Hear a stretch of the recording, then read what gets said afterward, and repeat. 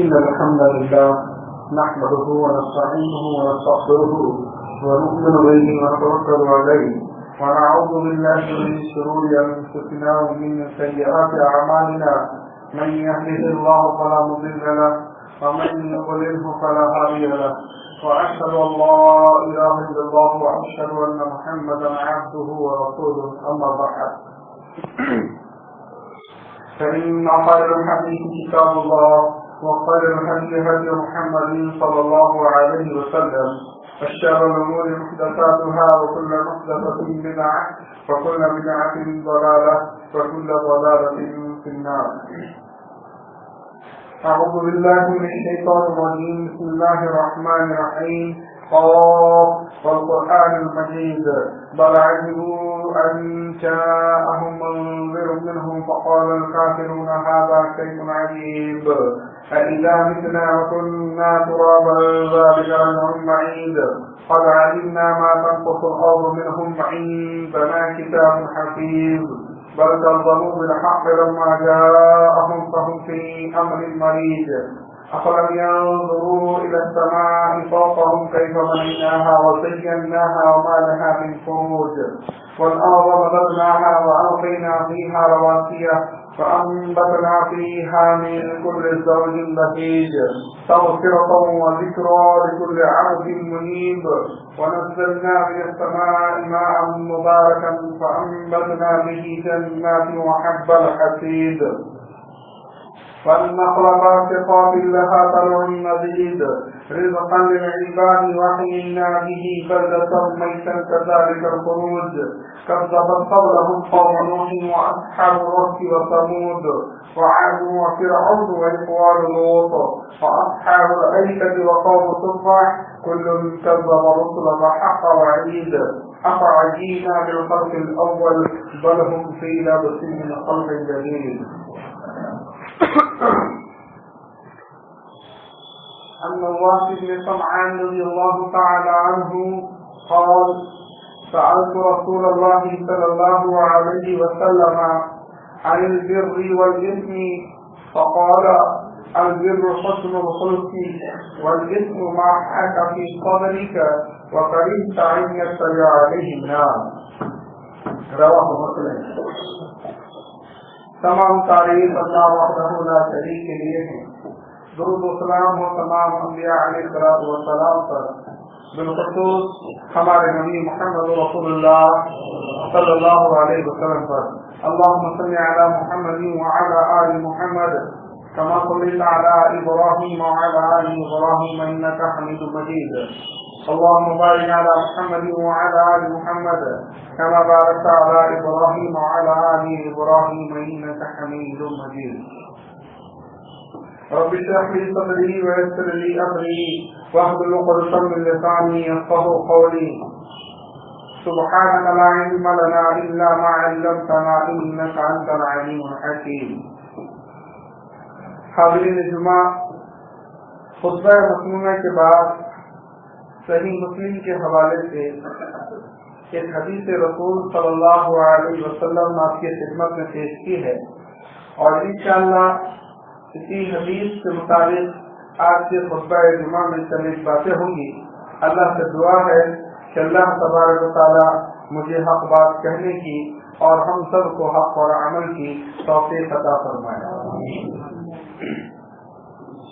حدیث کے الفاظ ہے عن نواس بن سمعان رضی اللہ تعالی عنہ قال سألت رسول الله صلى الله عليه وسلم عن البر والإثم فقال البر حسن الخلق والإثم ما حاك في صدرك وكرهت أن يطلع عليه الناس. نواس بن سمعان رضی اللہ تعالی عنہ صحابی رسول فرماتے ہیں سألت رسول اللہ صلی اللہ علیہ وسلم، میں نے اللہ کے رسول صلی اللہ علیہ وسلم سے سوال کیا عن البر والإثم، نیکی کے بارے میں اور گناہ کے بارے میں. مطلب سوال ہے کہ اے اللہ کے رسول صلی اللہ علیہ وسلم، نیکی کس کو کہتے ہیں، نیکی کس چیز کا نام ہے، والإثم اللہ کے رسول صلی اللہ علیہ وسلم گناہ کس کو کہتے ہیں. بڑا پیارا سوال ہے دیکھیے اس صحابی کا. اور میں کہتا ہوں کہ صحابہ اکرام رضی اللہ علیہ مجمعین نے اللہ کے رسول صلی اللہ علیہ وسلم سے جو سوالات کرتے تھے ان سوالات کو پڑھ کر سوال کرنے کے آداب، سوال کرنے کا طریقہ، کس انداز کے سوال ہم کو کرنا چاہیے، ان چیزوں کا یقیناً ہم کو درس لینا چاہیے، علم حاصل کرنا چاہیے. کیوں عمومی طور پر آج سوالات کی بڑی بڑی مجلسیں ہوتی ہیں. آپ دیکھیے کئی ایک اسٹیج کرتے ہیں، مجلسیں ہوتی ہیں جہاں لوگ سوال جواب کرتے ہیں. جب وہاں سوالات دیکھیں گے تو ان میں سے بہت سارے سوالات ایسے نظر آئیں گے جو فقط کسی کو گرانے، کسی کو ذلیل کرنے کے لیے، یعنی آدمی اپنی ذات کے لیے مسئلہ نہیں دریافت کرتا، کسی دوسرے کی زندگی کے لیے اپنے اگر مسئلہ دریافت کرتا ہے. ایک سوال ایسا کیا گیا جس سے کسی دوسرے کے اوپر ایک ہو.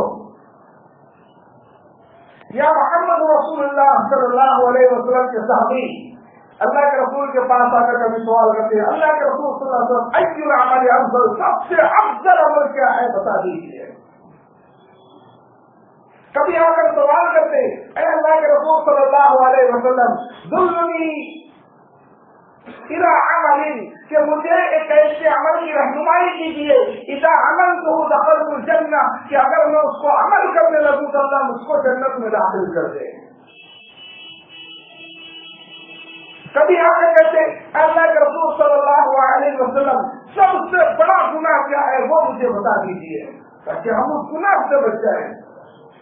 اس انداز کے سوالات اللہ کے رسول صلی اللہ علیہ وسلم سے پیارے صحابہ اکرام کے ہوا کرتے تھے.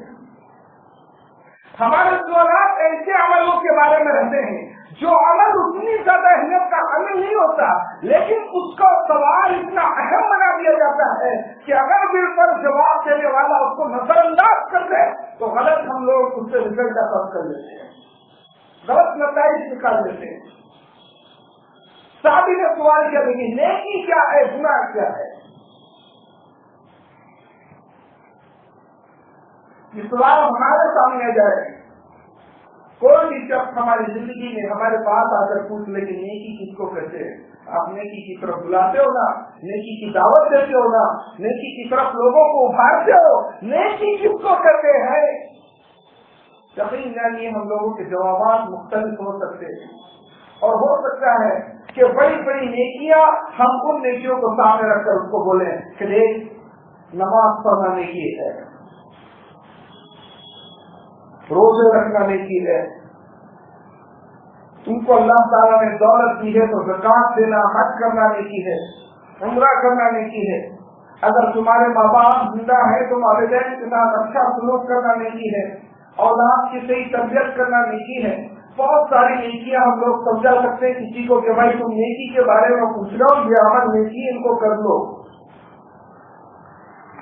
محمد رسول اللہ صلی اللہ علیہ وسلم سے یہ سوال ہوا کہ اللہ کے رسول صلی اللہ علیہ وسلم نیکی کس چیز کو کہتے ہیں، نیکی کیا ہے. اللہ کے نبی صلی اللہ علیہ وسلم جواب سے دیتے ہیں. غور سے سنیے گا اور دیکھیے گا کہ جو نبی صلی اللہ علیہ وسلم کا جو جواب ہے وہ جواب ہم لوگ اپنے اندر پاتے ہیں نہیں. پھر اس کے بعد ہم غور کریں گے کہ آخر وہ جواب اللہ کے رسول صلی اللہ علیہ وسلم نے سن دیا. اللہ کے رسول نیکی کیا ہے، نبی صلی اللہ علیہ وسلم کا جواب آتا ہے البر حسن الخلق، کہ میرے صحابی سنو، نیکی نام ہے اچھے اخلاق کا. نیکی کہتے ہیں اچھے اخلاق کو. آپ نہیں گنائے نماز نے کی، روزہ نے کی، حج نے کی، زکات نے کی، یہ عمل نے کی، ہجرت نے کی، وہ نے کی، نہیں. نبی کریم صلی اللہ علیہ وسلم نے ایک صحابی کے سوال کا ایک جامع جواب دیا البر حسن الخلق، کہ میرے صحابی سوال تمہارا نیکی کیا ہے، جواب میرا یہ ہے کہ نیکی بہترین اخلاق کو بولتے ہیں. اب تصور کیجیے ہم نیک ہیں یا نہیں، یہ نیکی ہم میں موجود ہے یا نہیں. اگر ہے بہت اچھی بات ہے، اللہ قبول کرے، اللہ اس پر ہم کو ثابت قدم رکھے. اگر دوستوں یہ نیکی ہم میں نہیں جو اللہ کے رسول صلی اللہ علیہ وسلم جس چیز کو نیکی بتلا رہے ہیں، اپنی اصلاح ہم میں سے حجت کو کرنا پڑے گی. اچھا دوسری چیز، نبی کریم صلی اللہ علیہ وسلم نے ان کو نیکی صرف یہی کیوں بتایا؟ اچھا یہ ان کو نہیں، یہ تو پوری امت کے لیے ہو گیا نا. ایک صحابی کا سوال تھا لیکن رسول صلی اللہ علیہ وسلم کی زبان سے نکلا ہوا جواب وہ ایک صحابی کا مسئلہ حل نہیں ہوتا، وہ پوری امت کا مسئلہ حل ہو رہا ہے. پوری امت کو یہ لگا کہ رسول صلی اللہ علیہ وسلم فقط یہ بات کیوں بتلا دی کہ نیکی بہترین اخلاق. اب ہم نظر ڈالیں اسلام کی بنیادی عبادتوں پر. شہادتین کے بعد یعنی اس بات کی گواہی دینا کہ اللہ کے سوا کوئی معبود نہیں اور محمد صلی اللہ علیہ وسلم اللہ کے بندے اور اس کے رسول ہے. اس گواہی، ان دونوں گواہیوں کے بعد ایک شخص اسلام میں داخل ہوتا ہے اور یہ گواہی جو ہے یہ اسلام کی بنیاد، پہلی بنیاد ہے. اس کے بعد اسلام کی 4 بنیاد اور ہیں. کیا ہے؟ نماز، زکات، روزہ، حج. ذرا ان پر ایک نظر ڈالیے کہ وہ عبادتوں کی جو اللہ تبارک و تعالیٰ نے فائدے رکھے ہیں، وہ عبادتوں کا جو اللہ تعالیٰ نے مقصد رکھا ہے، اس مقصد پر غور کیجیے. محمد رسول اللہ صلی اللہ علیہ وسلم کا اس صحابی کو جو جواب دیے تھے، اس جواب کا اصل مقصد سمجھ میں آئے گا. نیکی کیا ہے؟ بہترین اخلاق. اب قرآن کریم دیکھیں، اسلام کی بنیاد، دوسری بنیاد نماز. اللہ تبارک و تعالیٰ سورہ عنکبوت کے اندر کیا فرماتا ہے؟ وَأَقِیمُوا الصَّلَاةَ إِنَّ الصَّلَاةَ تَنْهَىٰ عَنِ الْفَحْشَاءِ وَالْمُنکَرِ. اللہ حکم دیتا ہے نماز پڑھو، نماز پڑھو، نماز قائم کرو. کیوں؟ ان الصلاۃ تنہی عن الفحشاء والمنکر. یہ نماز بے حیائی سے اور منکرات کاموں سے، یعنی ایسے تمام کام جن سے اللہ اور اس کے رسول نے منع کیا ہے ان کاموں سے روکنے کا ذریعہ بن جاتی ہے. نماز ہے، نماز عبادت، اسلام کا رکن. فائدہ کیا بیان کر رہا ہے اللہ تعالیٰ؟ بے حیائی سے، فحش چیز سے، فحش عمل سے، فحش باتوں سے، والمنکر، منکر اعمال سے، منکر باتوں سے نماز آپ کو روکتی کی. اب یہ فحش سے رک جانا، منکرات سے بچ جانا، اس چیز کے مجموعے کا نام تو اخلاق ہے. اسی چیز کو اخلاق تو کہتے ہیں کہ آدمی تمام تک ہونے والی معاشرے میں جو برائیاں ہیں ان برائیوں سے اپنے آپ کو محفوظ کر لیں. اب غور کیجیے محمد صلی اللہ علیہ وسلم کا جو جواب تھا کہ نیکی نام ہے بہترین اخلاق کا. آپ نے نماز لفظ میں استعمال کیا، کیا کہا؟ بہترین اخلاق. آپ کی نماز کے اندر وہی مقصد چھپا ہوا ہے. سورہ توبہ آیت نمبر 103 اللہ تعالیٰ نے فرمایا خذ من اموالہم صدقۃ تطہرھم وتزکیھم. اسلام کا جو تیسرا رکن لینا، زکات ادا کرنا. اللہ فرماتا ہے اے نبی کریم صلی اللہ علیہ وسلم آپ ان کے مالوں میں سے زکات وصول کیجیے. خذ من اموالہم صدقہ، لوگوں کے مال میں سے زکات وصول کیجیے. ان کے مالوں میں سے زکات کا وصول کرنا ان کو پاک کرنے کا، گناہوں سے اور ان کے مال کو بھی پاک کرنے کا ذریعہ بن جائے گا. تو جب ایک شخص اس کا تزکیہ ہو جائے، گناہ سے وہ اپنے آپ کو بچانے والا ہو جائے، اس کے نفس کا تزکیہ ہو جائے، یقین جانیے اسی تزکیے کے مجموعے کا نام بہترین اخلاق ہے کہ آدمی خود کو گناہوں سے محفوظ رکھنے والا بن جائے. ہم روزہ رکھتے ہیں. حدیث رسول صلی اللہ علیہ وسلم کے اندر محمد رسول اللہ صلی اللہ علیہ وسلم روزے کے بارے میں کیا فرمایا ہے؟ ابی ہریرہ رضی اللہ تعالی عنہ قال قال رسول اللہ صلی اللہ علیہ وسلم اذا صام يوم احدكم فلا يرفث ولا يسخر فإن صابه أحد أو قاتله فليقل إني امرؤ صائم. ابو ہریرہ رضی اللہ تعالی عنہ کہتے ہیں اللہ کے رسول نے فرمایا جب کسی دن تم میں سے کسی شخص کا روزہ ہو تو وہ اپنی زبان سے فحش گوئی نہ کرے، غیبت نہ کرے، چغل خوری نہ کرے، جھوٹ نہ بولے،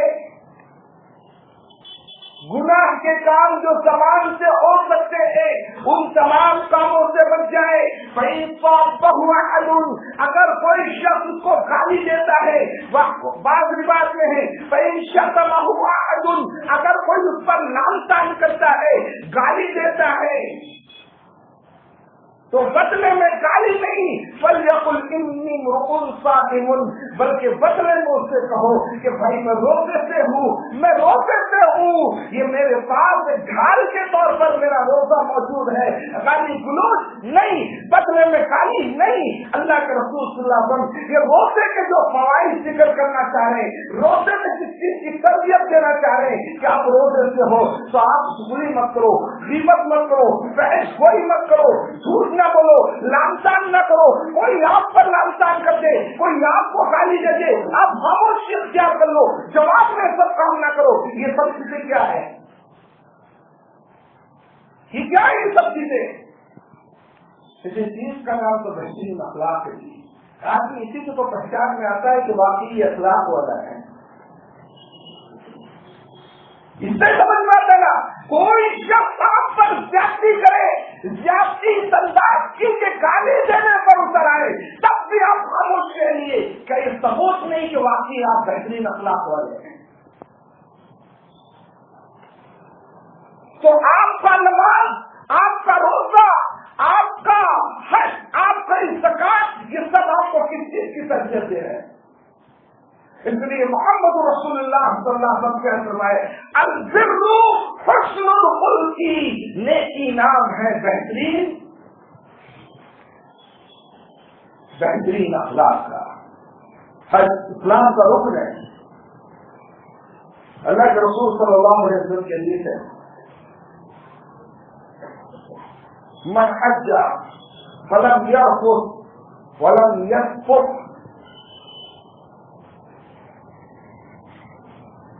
يرجع كيوم ولدته امه,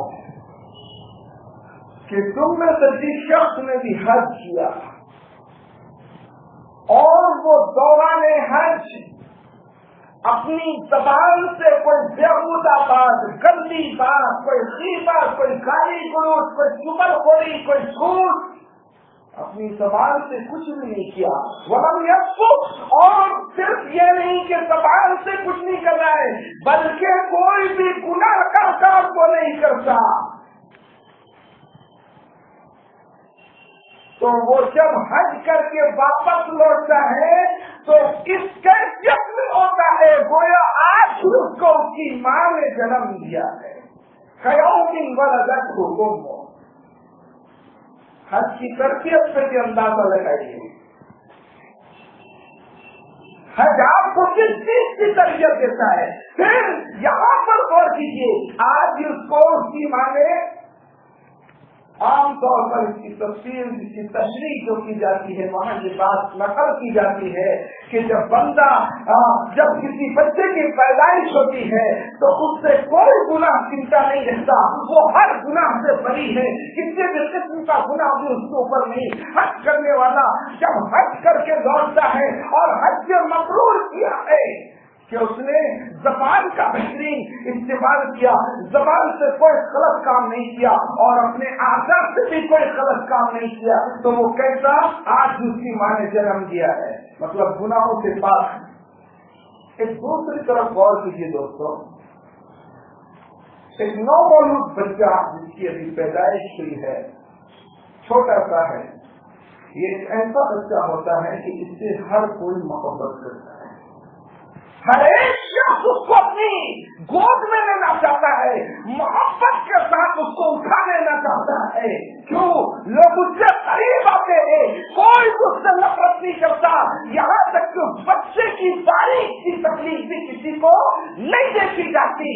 یہ حج کی تربیت ہے کہ آپ حج کر کے لوٹو تو آپ کس انداز سے ہو جاؤ کہ لوگ آپ سے محبت کرنے والے بن جائیں, لوگ آپ کو قریب کرنے والے بن جائیں, آپ کی ہر کسی بھی تکلیف کسی شخص کو دیکھنا پسند نہ ہو. مطلب یہی ہے نا کہ آپ اپنے کردار کو, اپنے اخلاق کو اس انداز کا بنا دیجیے کہ آپ کے دشمن بھی آپ کے دوست جیسے ہو جائیں. یہ اسلام کی بنیادیں دیکھیں، نماز، زکات، روزہ، حج، یہ سب تربیت دے رہی ہے آپ کو بہترین اخلاق کی۔ اس لیے محمد رسول اللہ کیا کہے کہ بہترین اخلاق یہی نہیں ہے۔ اور تھوڑا سا قدم بڑھائیے، یہ نیکیاں واقعی نیکی نظر آتی ہیں ہم کو، نماز نے کی، روزہ نے کی، حج نے کی، زکات نے کی، صدقہ و خیرات نے کی۔ ہم نے ایک طرف یہ بات کرنا کہ یہ سب نیکیاں، اس کے جو بھی فائدے ہیں وہ اپنی جگہ مسلم ہیں، لیکن ایک فائدہ بالکل یقینی ہے کہ اس کے بہترین اخلاق ہم کو حاصل ہوتے ہیں، وہ ہم کو بہترین اخلاق کی تربیت دیتی ہے۔ دوسری طرف دیکھیے، ان نیکیوں کے جو ثواب ہے، جو آخرت میں آپ کو فائدہ دلانے والے ہیں، آخرت میں آپ کی کامیابی کا ذریعہ بننے والے ہیں، اگر آپ بہترین اخلاق والے نہ ہو بلکہ برے اخلاق والے ہو تو یہ نیکی کا آپ کو کوئی فائدہ نہیں ملنے والا ہے، پھر یہ نیکی نہیں بنتی ہے۔ مشہور حدیث ہے مسلم کی، ابو رضی اللہ تعالیٰ عنہ راوی، اللہ کے رسول صلی اللہ علیہ وسلم سے صحابہ سے سوال کرتے، اتدرون ما المفلس، میرے صحابہ تم جانتے ہو خلاص کس کو بولتے، مفلس کس کو بولتے؟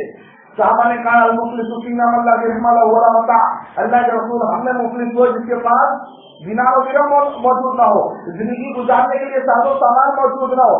اللہ کے رسول صلی اللہ علیہ وسلم نے کیا فرمایا، میری امت کا مفلس وہ یاتی یوم القیامت بالصلاۃ وصیام وزکات، کہ وہ قیامت کے دن حاضر ہوگا، روزے بہت سارے لکھے ان نے، اور کیا نمازیں بہت ساری پڑھی، صدقہ و خیرات بہت زیادہ کیے، یعنی بڑی بڑی نیکیاں وہ لے کر آئے گا، ویاتی قبیحۃ مہذا، لیکن اس حال میں آئے گا کہ کسی کو گالی بھی دی ہوگی، وقذف ھذا، کسی کے بارے میں جھوٹا الزام لگا دیا ہوگا، وسفک دم ھذا، کسی کا خون بہا دیا ہوگا، وضرب ھذا، کسی کو ناک مار دیا ہوگا، کیا ہوگا؟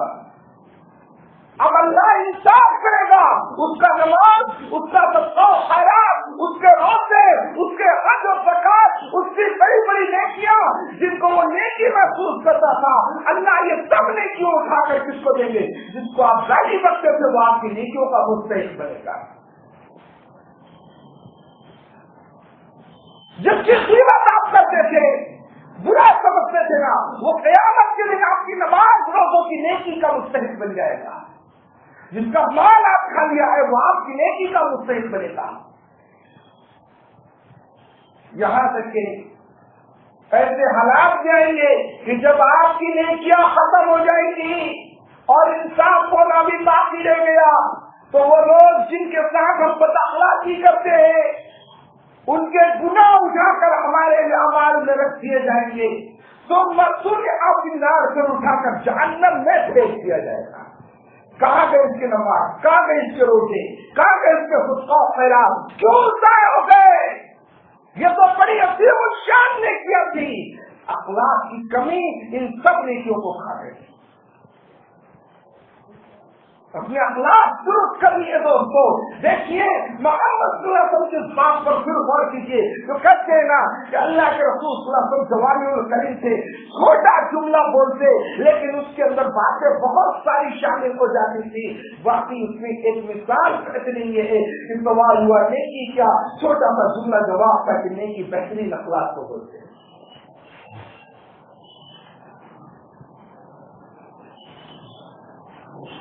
حقوق اللہ کے بعد حقوق العباد کی طرف اگر تھوڑا سا نظر ڈالیں گے تو یہاں بھی جتنی نیکیاں ہیں سب بہترین اخلاق کی بہترین مثالیں ہیں۔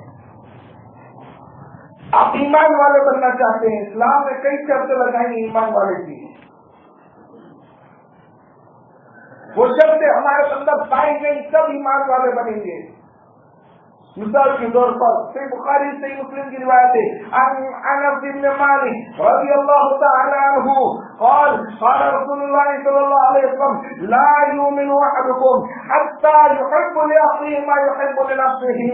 انس بن مالک کہتے ہیں اللہ کے رسول نے فرمایا تم میں سے کوئی بھی شخص مومن اس وقت تک نہیں ہو سکتا جب تک جو اپنی ذات کے لیے پسند کرتا ہے وہ اپنے بھائی کے لیے پسند کرنے والا نہ بنے۔ کیا کہتے ہیں اس کو؟ یہ کیا چیز ہے کہ آپ جو اپنے لیے پسند کرتے ہو وہ اپنے بھائی کے لیے پسند کرنے والے بنو۔ اس इसको मुख्तसर जुमले में क्या नाम दिया जा सकता है? इस अमल को, इस सिफत के मालिक को क्या कहा जा सकता है? इसी चीज का नाम तो बेहतरीन अखलाक है।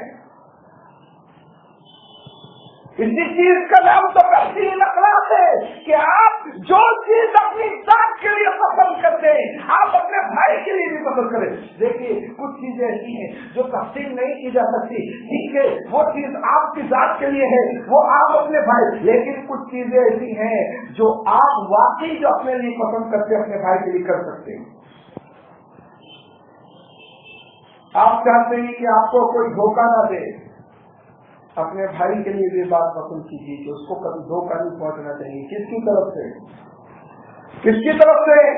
हमारे अपनी तरफ से उसको धोखा नहीं पहुंचना चाहिए। हम चाहते हैं कि हमारी कोई शख्स गीबत ना करे, कोई शख्स हमारी गीबत ना करे। अपनी तरफ से यह कर लो कि हम भी अपने किसी भाई की कभी गीबत ना करेंगे। हम चाहते हैं कि कोई शख्स हमारी तौहीन ना करे, हमको जलील ना करे, हमको बेइज्जत ना करे। अपने से ये हद करो कि हम भी अपने किसी मुस्लिम भाई के साथ कभी ऐसा नहीं करेंगे। क्यों? इसी चीज का नाम तो बेहतरीन अखलाक है। आप चाहते हैं कि कोई शख्स आपके घर के मामलात में दखल-अंदाजी ना करे। आप मोमिन उस वक्त ही बनेंगे जब आपकी सोच के दूसरों के बारे में होगी कि मैं कभी किसी भाई के घरेलू मामलात में दखल-अंदाजी नहीं करूं।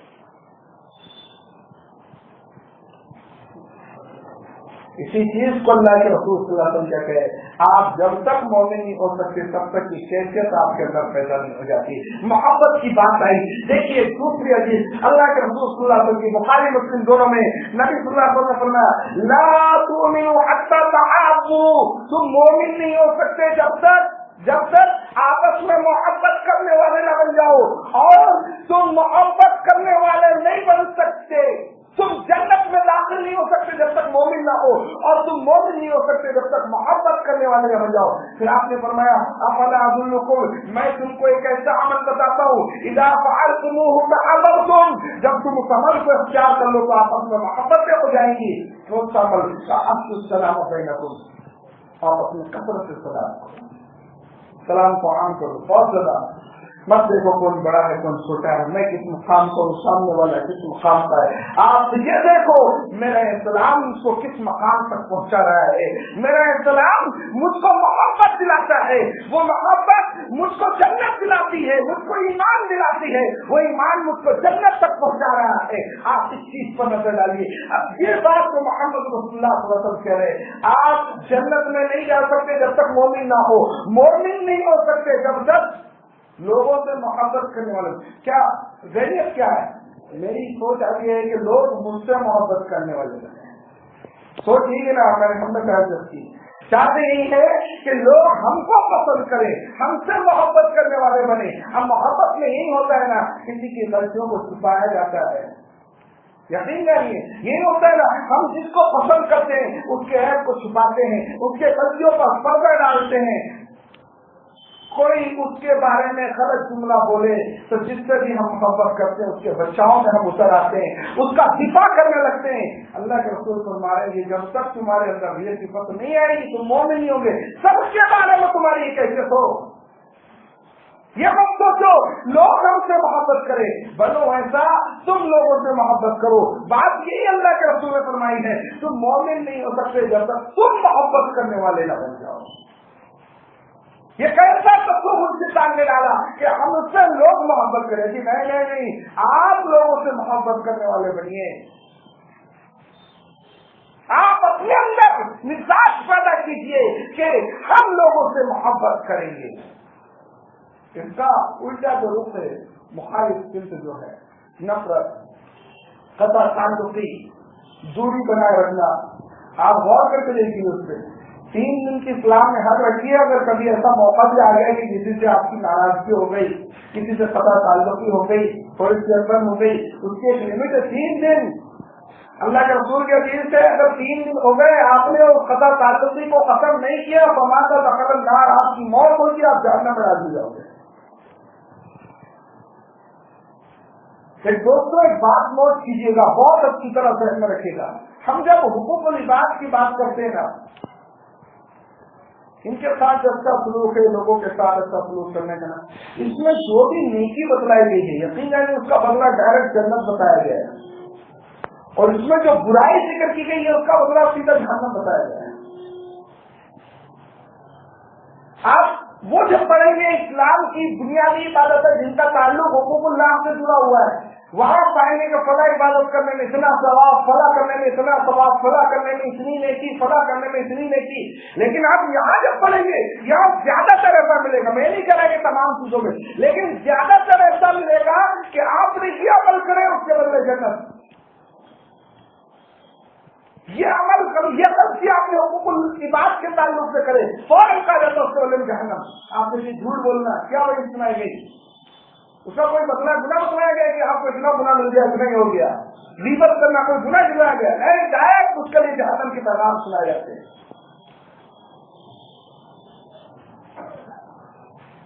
تو دوستو محبت آپس میں ہو، سلام کو عام کرنا ہے، اب السلام بینکم، سلام عام ہو، زبان کے اندر نرمی ہو، بیمار کی عیادت کرنا ہے، یہ کیا چیز ہے؟ بہترین اخلاق ہے۔ آپ ثواب دیکھیں گے، اللہ کے رسول صلی اللہ علیہ وسلم کے لیے نبی کریم صلی اللہ علیہ وسلم نے فرمایا جو شخص اپنے مسلم بھائی کی عیادت میں ہے فہو فی خلقۃ الجنۃ حتی یرجع، تو وہ برابر جنت کے ایک باغیچے میں ہوتا ہے یہاں تک کہ وہ عیادت کر کے واپس نہ لوٹتا ہے۔ میں کہا نا یہاں جو حقوق العباد کے تعلق سے عمل ہے نا، آپ دیکھیں گے وہاں فوراً جنت کی بشارت آپ کو ملتی ہے، فوراً، وہاں کوئی دعوے نہیں، آپ اس کی عیادت میں ہو، یہ نہیں کہا جا رہا ہے آپ کو جنت کے باغیچے میں داخل کیا جائے گا، نہیں، بلکہ کیا کہا جا رہا ہے فہو فی خلقۃ الجنۃ، تو آپ جنت کے باغیچوں میں سے باغیچے میں موجود ہو،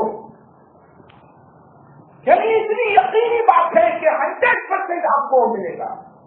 یہ عیادت کے لیے جانا یہ بہترین اخلاق کا ثبوت ہے نا جی۔ زبان میٹھی اور نرم ہو، اللہ اللہ، کتنے لوگ اپنے لیے عزت کی بات سمجھتے ہیں کہ ہم منہ کھلا کے گھومیں گے، فلاں سے بات نہیں کریں گے، فلاں کے ساتھ ایسا برتاؤ کریں گے، فلاں سے اپنی شان ہے ہم کسی سے قطع تعلق نہیں بنا کر رکھیں گے، اس نے ایسا کہہ دیا تو اس کو چھوڑ کر بیٹھے رہیں گے۔ یہ یاد رکھیے یہ عزت کے اصول کا ذریعہ نہیں، یہ اللہ کی ناراضگی مول لینے کا سبب ہے، اور جس شخص سے اللہ ناراض ہو جائے دنیا میں اس کو عزت نہیں مل پاتی۔ اس سے کوئی لوگ تعریف نہیں کرتے کہ بھائی آپ وہ کھلا کے گھوم رہے ہیں، یہ کوئی دنیا میں آخرت میں عزت کے اصول کا ذریعہ نہیں دوستوں۔ زبان اپنی بڑی نرم رکھیے، یاد رکھیں یہ زبان کی نرمی آپ کی دیگر نیکیوں کی قبولیت کا سبب ہے، زبان کی سختی، زبان کی کڑواہٹ یہ سب نیکیوں کو ختم کرنے کا ذریعہ ہو جاتا ہے۔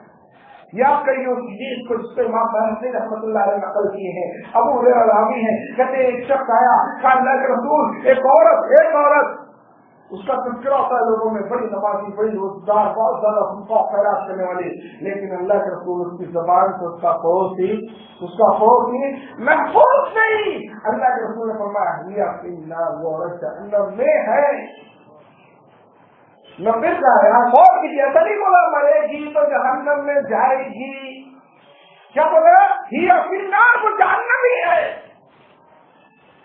پھر ایک عورت کا ذکر کیا گیا، اللہ کے رسول کم نمازیں پڑھتی ہے، نفل نماز کی بات ہو رہی ہے، روزہ بھی بہت کم رکھتی ہے، اللہ کے رسول صدقہ خیرات اتنا کم کہ کبھی کبھی پنیر کا ٹکڑا صدقہ کرتی، اتنا کم کر پاتی ہے، لیکن اللہ کے رسول اپنی زبان سے اپنے پڑوسی کو تکلیف نہیں دیتی۔ اللہ کے رسول نے فرمایا ہی اپنی جنت، وہ جنت میں ہے۔ اب واپس چاہیے اللہ کے رسول کے جواب کی طرف کہ نبی کا جب سوال ہوتا ہے نیکی کیا، تو آپ نے کہا بہترین اخلاق، وہ جواب کتنا جامع جواب تھا محمد۔ اور ایک دفعہ ایسے ہی کچھ سوال حضرت عائشہ صدیقہ رضی اللہ تعالی عنہا سے سعد بن ہشام بن عامر نے کیا. کہتے ہیں کہ میں اللہ کے رسول صلی اللہ علیہ وسلم کے پاس آیا, وہ میں عائشہ صدیقہ رضی اللہ تعالیٰ عنہ کے پاس آیا اور کہا اخبرنی, اے مومنوں کی ماں مجھ کو بتلاؤ اللہ کے رسول کے اخلاق کیا تھے. جواب دی کان خلق القرآن, قرآن پڑھو, قرآن ہی محمد رسول اللہ صلی اللہ علیہ وسلم کے اخلاق ہے. آپ دیکھو تو صحیح قرآن میں قرآن کیا کسی گناہ کے لیے آپ کو اٹھاتا ہے, قرآن کیا ظلم زیادتی قتل و غارت گری کی آپ کو تعلیم دیتا ہے.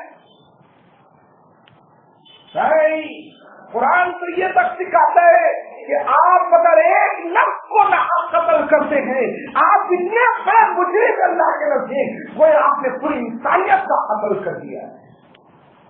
قرآن کو یہ درس دیتا ہے آپ اگر ایک جان کو بچاتے ہیں آپ اتنے زیادہ عزت دار ہیں وہ آپ نے پوری انسانیت کی جان بچا لی ہے.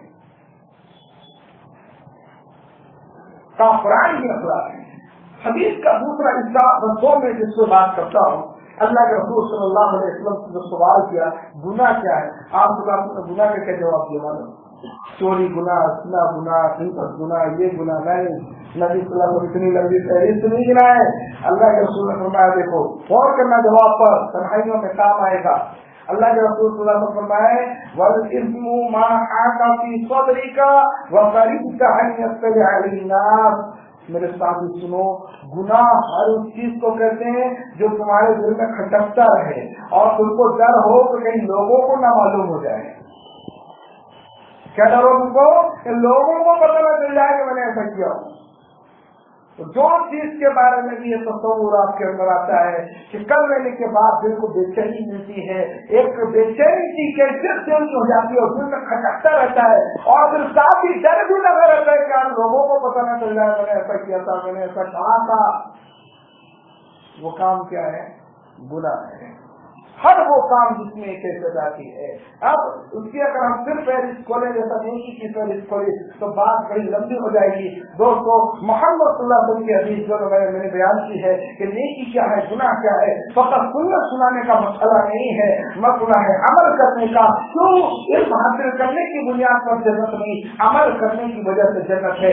آپ عمل کیجیے تب اللہ رب العالمین جنت عطا کرے گا. قرآن میں جگہ جگہ اللہ نے کیا کہا, یہ تمہارے عمل کا بدلہ ہے جو تم کیا کرتے تھے, تمہارے عمل کا بدلہ جو تم کرتے تھے. عمل کرو تب اللہ تبارک و تعالیٰ اس کا اجر عطا کرے گا. دعا ہے اللہ تبارک و تعالیٰ ہم سب کو نیک اعمال کی توفیق عطا فرمائے. اللہ تعالیٰ ہمارے گناہوں کو معاف فرما دے. اللہ تعالیٰ ہم کو نیکوکار بنا دے. اللہ ہمیں نیک کرنے کی توفیق عطا فرما دے. اللہ تعالیٰ ہم کو گنہگاروں سے دور رکھ. اے اللہ ہم کو گناہوں سے دور رکھ. اے اللہ ہمارے تمام صغیرہ کبیرہ ظاہر باطنی گناہوں کو معاف فرما دے. اے اللہ ہماری نیکیوں کو قبول فرما لے. اے اللہ ہمارے گناہوں کو معاف فرما دے. اے اللہ ہماری نیکیوں کو قبول فرما دے. اے رحمان رحیم اجمالی قدوس غفور رحیم, اے اللہ ہم پر رحم فرما. اے اللہ ہم پر رحم فرما. اے اللہ ہم پر رحم فرما. اے اللہ بری بیماریاں دنیا کے اندر پھیلی ہوئی ہیں. آج تو حالات ایسے آ گئے کہ جو بیماریاں ساتوں نادر کبھی کسی کو ہو جاتی تھی, اللہ وہ بیماریاں بالکل عام ہو چکی ہیں. اے اللہ تمام لوگوں کو ان بیماریوں کی حفاظت فرما لے. اے اللہ تمام لوگوں کو ان بیماریوں سے بچا کے رکھ. اے اللہ تمام لوگوں کو ان بیماریوں سے حفاظت فرما دے. اے اللہ اگر کوئی بھائی بہن اس بیماری کی صورت میں آ گیا, اے اللہ تو شفا دینے والا ہے. اے اللہ تو اس کو شفا عطا فرما دے. اے اللہ تو صحت دینے والا ہے. اللہ تو اس کو صحت عطا فرما دے. اے اللہ تو اس کو عافیت عطا فرما دے. اے اللہ تو اس کی تکلیف کو دور فرما دے. اے اللہ تو اس کی تکلیف کو دور فرما دے. اے اللہ آج دنیا میں دیکھو لوگوں کے مزاجوں میں سختی پائی جاتی ہے, لوگوں کے مزاجوں میں تیکھا پن پایا جاتا ہے. اے اللہ ہم سب کے مزاج کو تو نرم فرما دے. اے اللہ ہمارے مزاج کو درست فرما دے. اے اللہ ہمارے دلوں کے اندر, ہماری زبانوں کے اندر نرمی پیدا فرما دے. اے اللہ ہماری زبان میں مٹھاس پیدا فرما دے. اے اللہ دھوکہ دھڑی سے ہم کو محفوظ رکھ. اے اللہ خیانت سے ہم کو محفوظ رکھ. اے اللہ غیبت و چغلی سے ہم کو محفوظ رکھ. اے اللہ گالی گلوچ سے ہم کو بچا کے رکھ. اے اللہ تمام تر گناہوں سے ہماری حفاظت فرما. آمین. اقول قولی ھذا استغفر اللہ لی ولکم ولسائر المسلمین والحمد للہ رب العالمین.